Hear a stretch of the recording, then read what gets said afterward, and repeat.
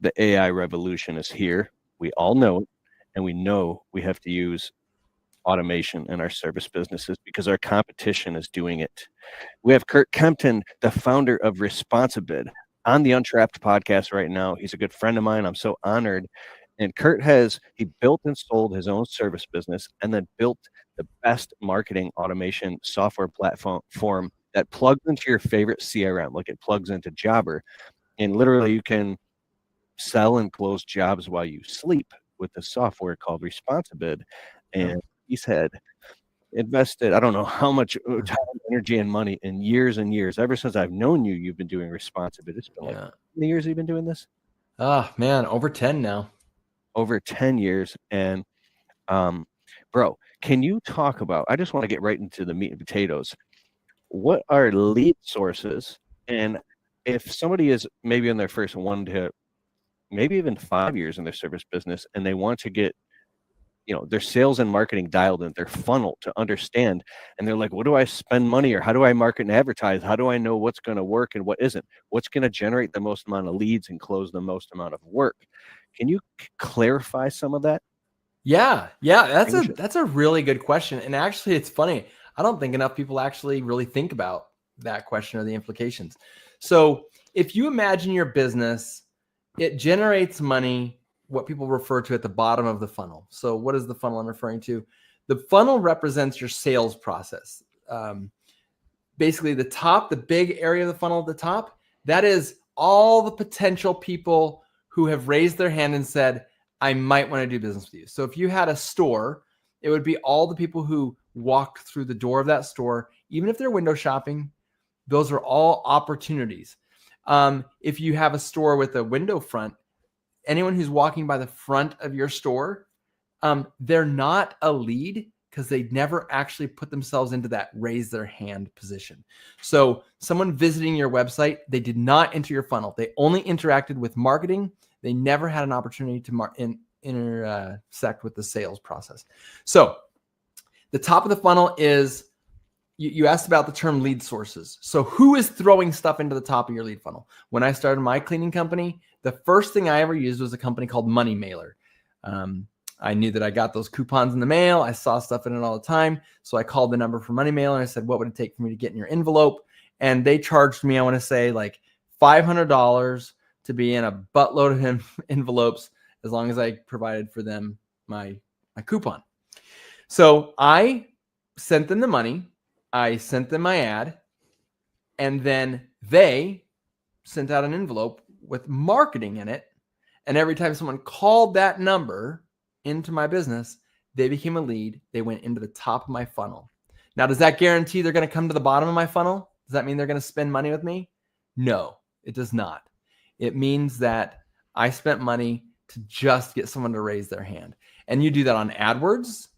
If you spend money trying to get your business to organically rank better on Google or social media or whatever, all of those effort pieces that you're putting in, they come at a cost, but maybe not a financial cost. Maybe it's an opportunity cost or just the time of your time costs. But either way, we spend a lot of time trying to get in front of a lot of people.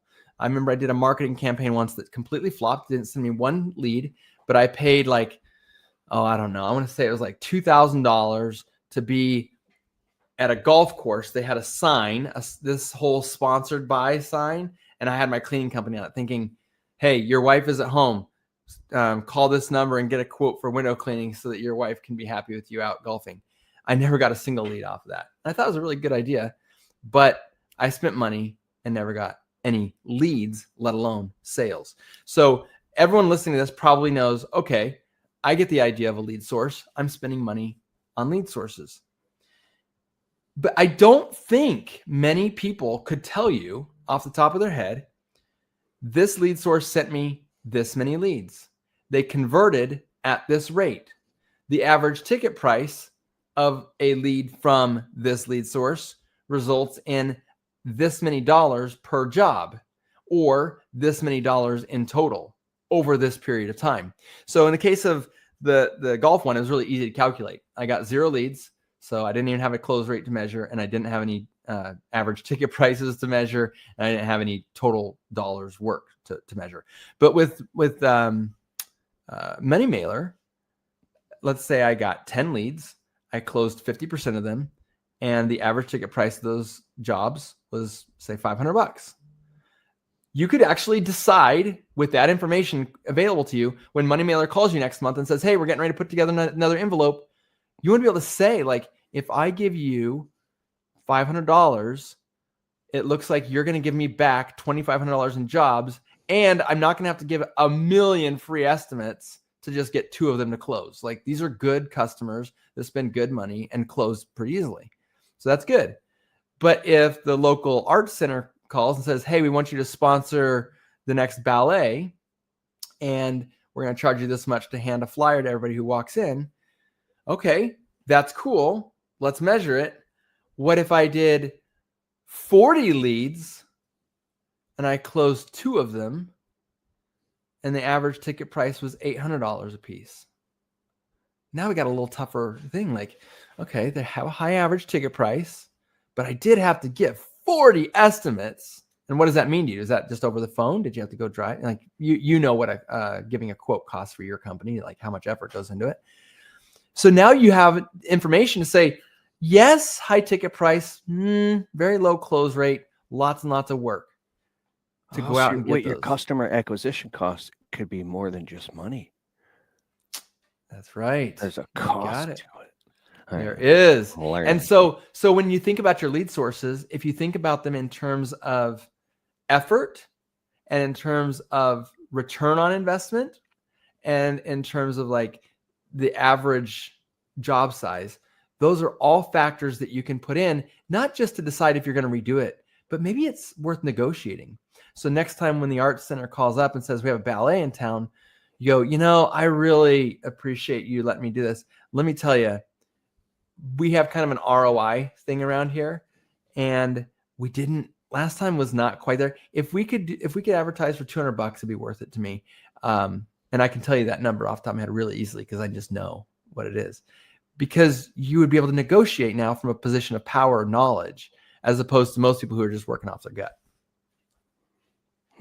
So you start to track these things, but one of the good news is once you get a customer, you can turn them into a client, and then get referrals from them. So it's like an engine.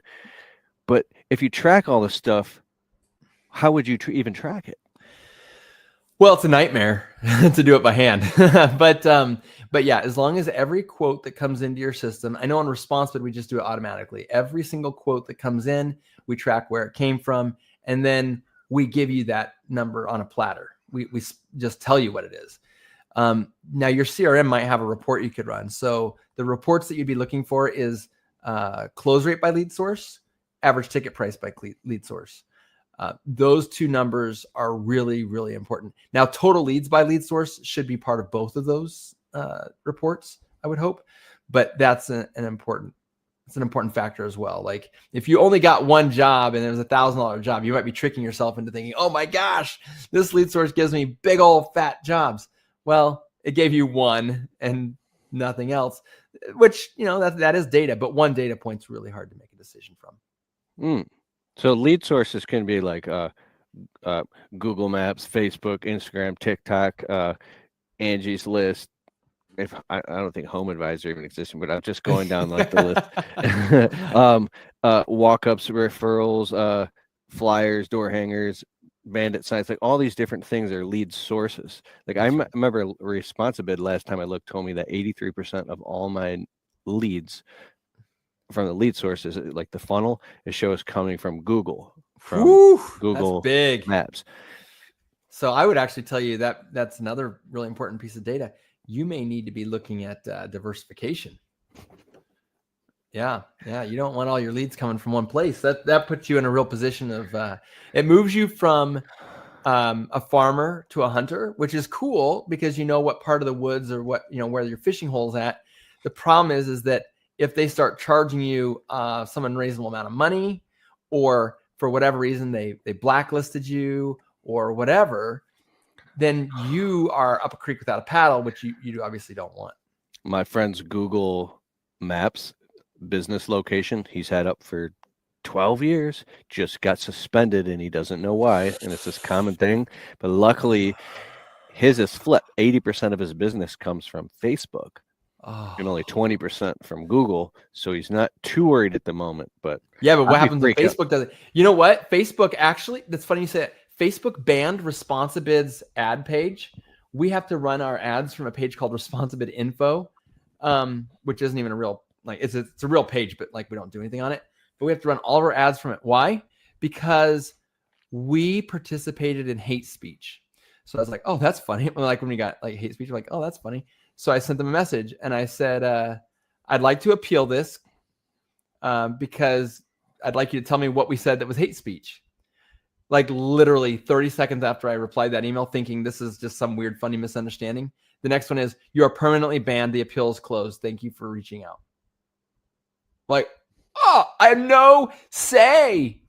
So anyway, I'm just saying Meta has the same exact ability to just drop the hammer. So that's why we do want to look, people are on digital. Google is important. Like, don't ever like trick yourself into thinking, oh no, I'm getting a significant stuff from Google. Like what are you supposed to do? Like, that's a big lead source. It's important. But paid ads versus organic ads, that would be important to pay attention to. I like that your friend is getting stuff from Facebook in addition to Google. And then the other question is organic versus paid on Facebook or Meta. And then there's Instagram versus Facebook. And then, like you mentioned, TikTok. But what other kinds of channels could you open up just to make sure that nobody's got you by the short hairs, you know? This is so critically important, because think of, oh, we're making good money in the business. Let's upgrade our lifestyle, honey. We're getting a new house. We're getting, it's like, of course you can get the Range Rover, and all of a sudden the hammer drops and you're joking. Yeah. Something like that. Well, you're putting a lot of faith. People talk about faith, I don't know if you're a spiritual, actually, I do know you're a religious guy. What am I talking about? We're friends. Listener, I don't know if you're spiritual or religious, but I'll tell you, there's a lot of people out there like, I don't have faith in anyone except for myself. Well, this is the perfect example of you. Like, you have so much faith in Mark Zuckerberg, you don't even understand, right? Like, your buddy that has the big portion of his leads coming in, like, he gets on his knees every day and prays to Mark Zuckerberg. Now, I'm being a little over the top here. My point is that, like, he doesn't feed his family if Mark Zuckerberg doesn't bring him back his leads. And if you think of it that way, there is a little, I mean, even though I'm going over the top and I'm being, a little facetious, I still want you to sit and think for a second. How much are you depending upon any other one person? How much control over your business are you giving out? And if you just look at it that way, you may want to change something about your business. Don't stop getting leads there if you're doing it ethically and good. Like, keep going. Just see if you can balance it a little bit. You need to build your customer list and have a great relationship with all your customers, name, address, email, phone number, all that stuff. Send them Christmas cards or whatever, however you do it, and make sure you're always on top of mind. And wow. Yeah. I'm really thinking about, actually, I think about this all the time. For instance, let's say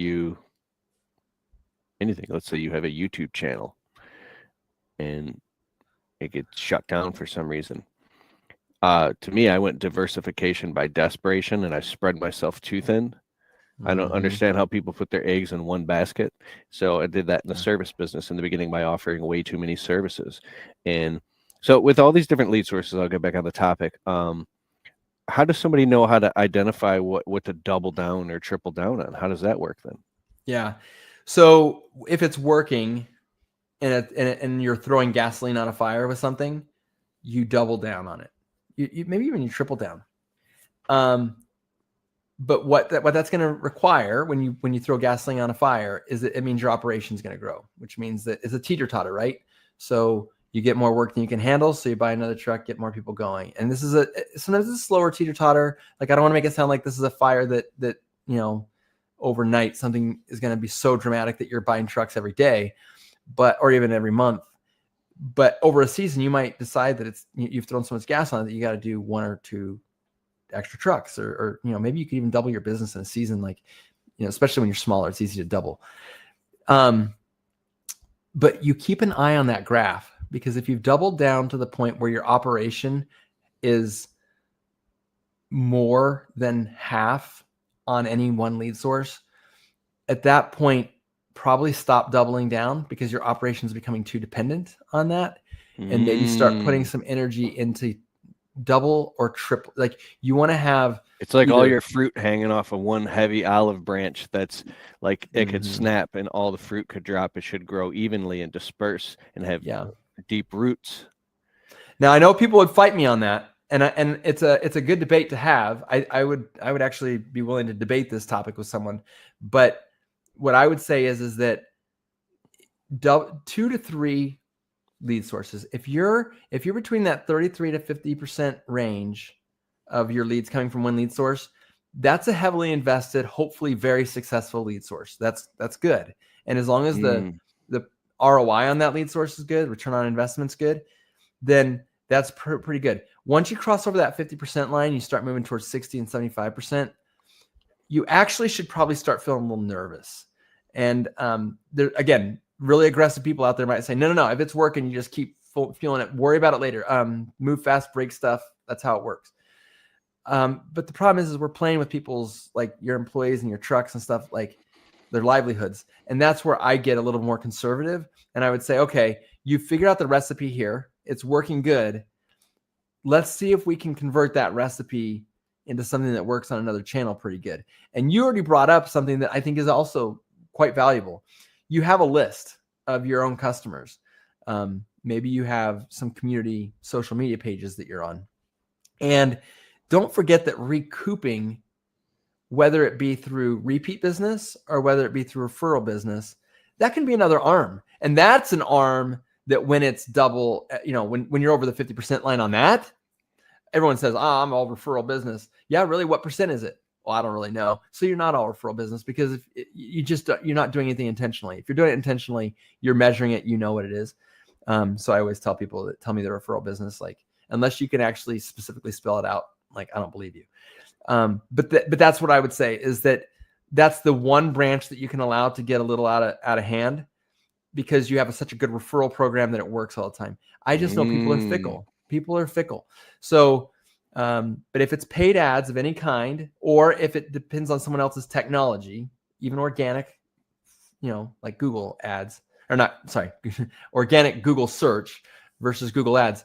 Like if you've got 30% coming in through paid search, and then you got another, or paid Google search, and then you got another 30% coming in through organic Google search, and then you had another 33% coming in through referral. That's a very healthy business. Like you're not beholden to anybody. You're going to do so great. That's awesome.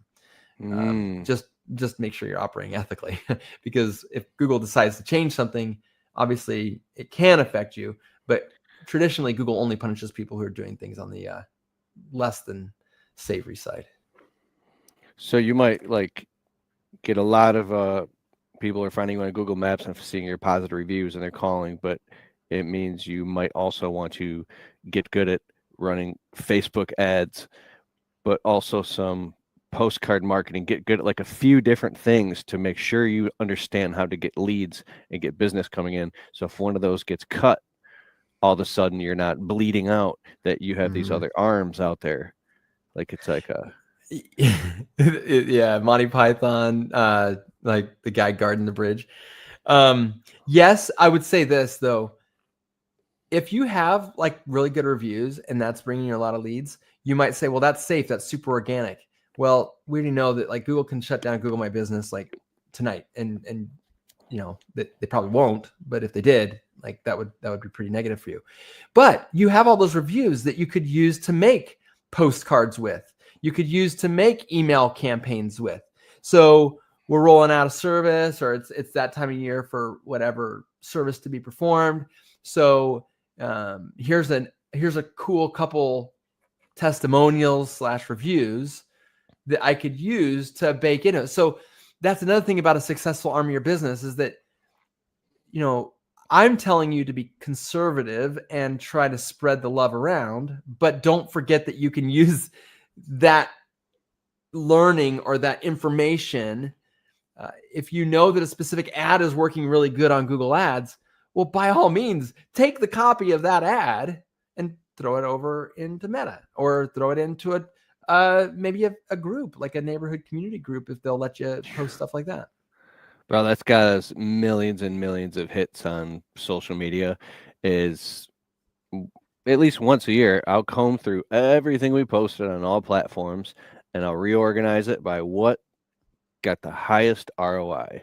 And there it is. I just take it, boom. It's called reposting your winners. And then those again become the biggest hit and they'll hit a whole completely different audience. And so it's like you're recycling 80/20. Well, actually, it's the top, depending on what you post, like the best stuff. So if you have all these lead sources and you have something that's working here that really works, it might be able to transfer over or cross pollinate and work over here.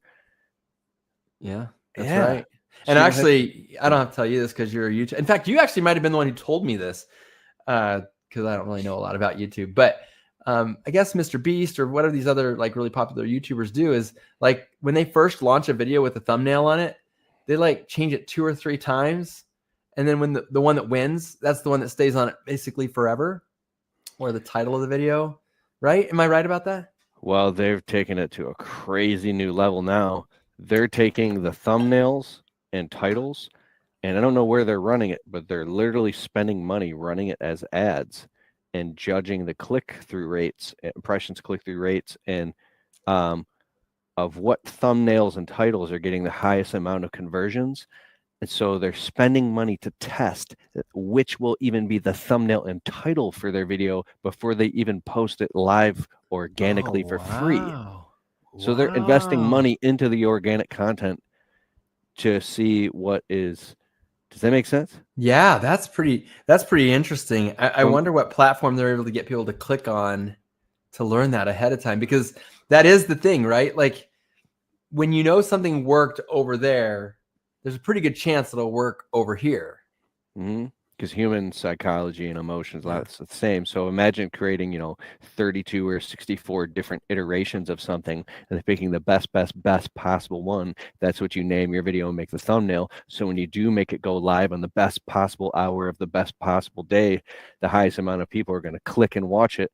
And then with the amount of watch time delivering on the promise, or if people are coming into your funnel through your lead sources and you've done the marketing math and the due diligence and you understand what customers want, then they'll come and you use preeminence to position yourself as the obvious choice. So they don't want to go anywhere else. Yeah, that's right.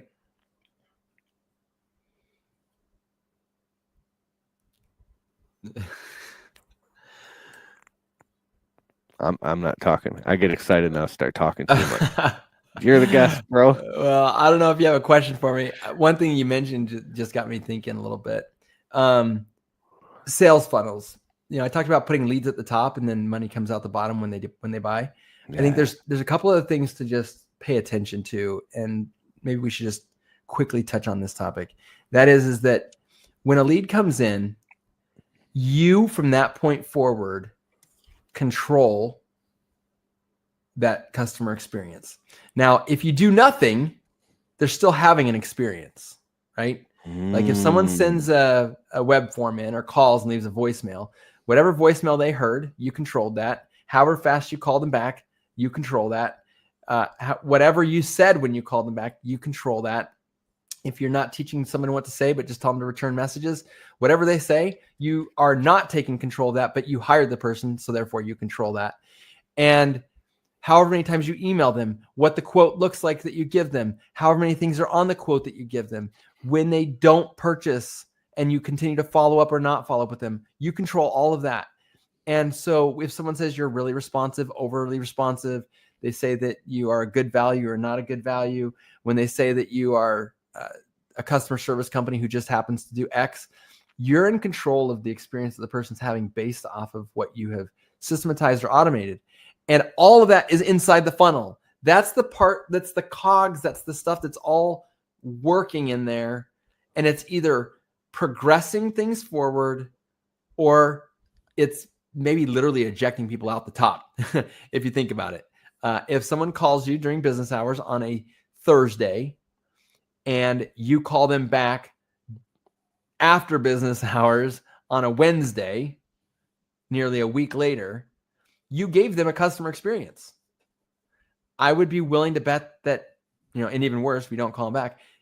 I would be willing to bet that that customer experience is not going to result in any work, nor any referrals, nor, spending whatever money you spent to get that lead in a wise way. So that's probably a good message for us to talk about tonight as well, just to make sure that we're sort of laying it out there that you have to put together the experience you want your customers to have, and you have to systematize it in a way to guarantee that they're going to get it every time. Otherwise, some customers are out there saying, wow, what a great company. And other ones are like, this company sucks. And you know why? It's because you're inconsistent. So you got to be consistent to be good. Inconsistency in any fashion will end up resulting in poor customer experience. So you can get excited about your business again and start to run it like a scientist.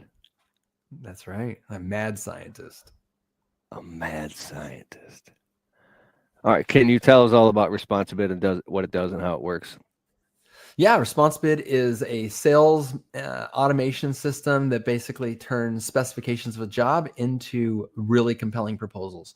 So it's basically two things. It helps customers to close at higher rates because it positions all of your sales process to be good, better, best, and people are more likely to say yes to these compelling proposals. And it also closes people at a higher dollar amount. And that is because people typically will upsell themselves. No one wants to be sold, but everybody wants to buy. And ResponsiBid helps you to be able to close more jobs at higher average ticket prices, because these proposals will help people to see value propositions, envision their life with those value propositions, and then finally attach whatever dollars it takes to make that happen. Most people, your competitors, are all selling the opposite of that. They're all saying, you want a house wash? It's $200. All right. Well, what does my life look like? And, is it worth $200? Well, I don't know, because you didn't give me any value proposition and you didn't really explain to me what my life would look like with that house wash. But we help people to sort of see, yeah, we remove everything from the house, grime wise, just like every other company, but we also make sure that all your plants are protected. We make sure that we maybe have a package that offers a wax at the end to help prevent future mold growth in this particular climate, or whatever it may be. This one includes gutter whitening with it. This one doesn't. This one includes a roof cleaning with it.